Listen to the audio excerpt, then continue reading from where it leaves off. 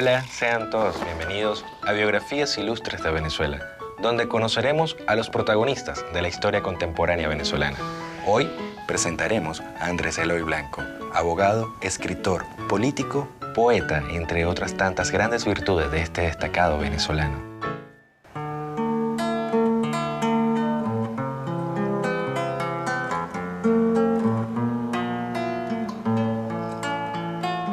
Andrés Eloy Blanco fue un gran poeta, periodista, dramaturgo, actor, político, fue presidente de la Cámara de Diputados, fue un gran político y cuya vida se desarrolló entre 1896 y 1955.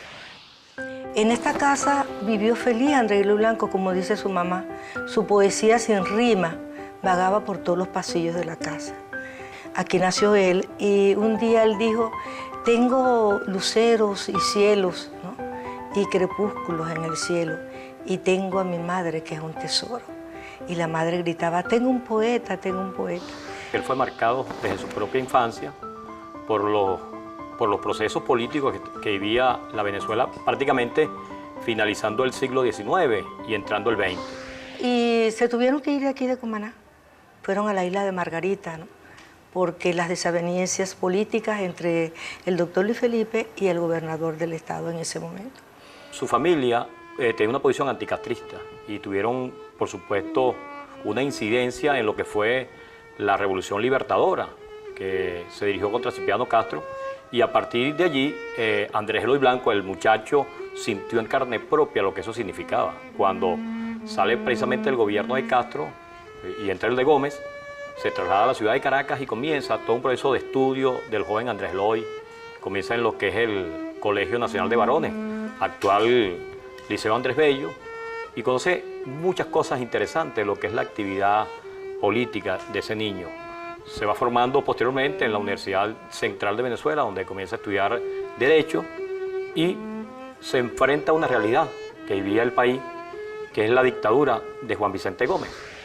Andrés Eloy Blanco fue un extraordinario político, un hombre muy serio, pero que inicia, digamos, su trayectoria siendo preso durante Gómez.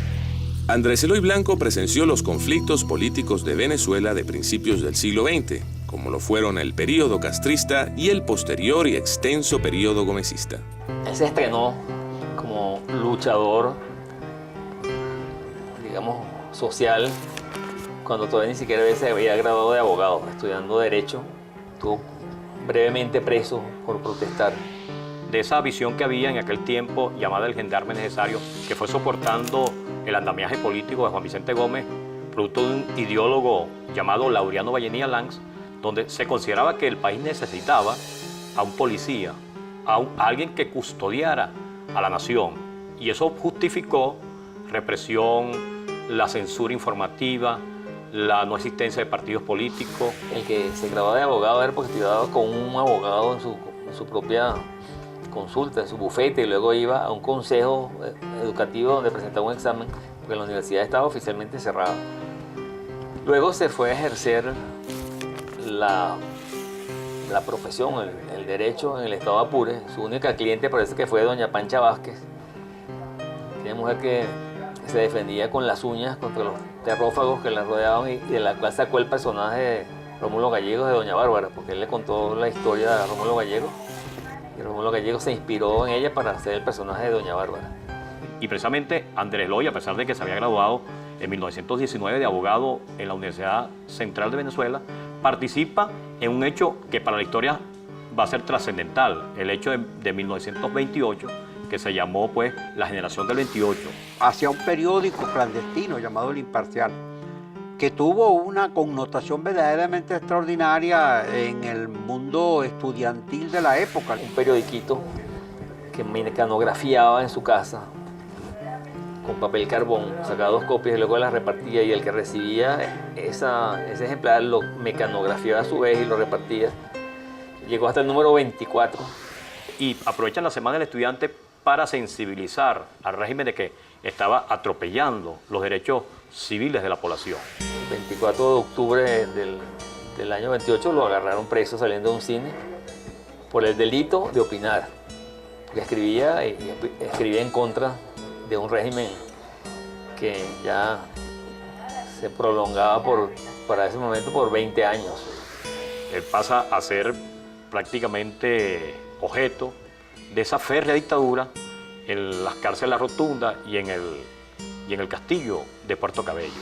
La hermana iba precisamente con Carmen Clemente algunas veces a buscar noticias de Andrés Eloy. Y Andrés Eloy, con el ordenanza, yo no sé cómo pudieron ellas convencer al ordenanza, entonces Andrés Eloy, en letra muy menuda, le fue mandando versitos que metía debajo de la viandera que algunas veces ellas le mandaban. Cuando Andrés Eloy recobró la libertad, publicó uno de sus poemarios, que es Barco de Piedra. Ante la presión internacional, los intelectuales, los académicos, presionaron al gobierno de Juan Vicente Gómez. Él salió en un confinamiento, se produce en Timotes, en el estado Mérida, y luego va a Valera, el estado Trujillo, donde se identifica, logra palpar de cerca ese sentimiento de los Andes venezolanos, y produce ahí obras interesantísimas, como El Palabreo de la Recluta, La Loca Luz Caraballo. Posteriormente se va creando las posibilidades de la solución política.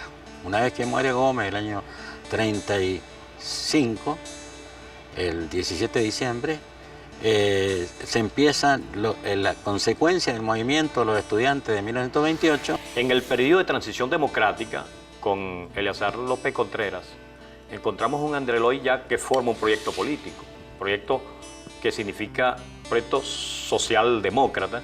Es electo precisamente concejal en el año de 1937, concejal por el Distrito Federal.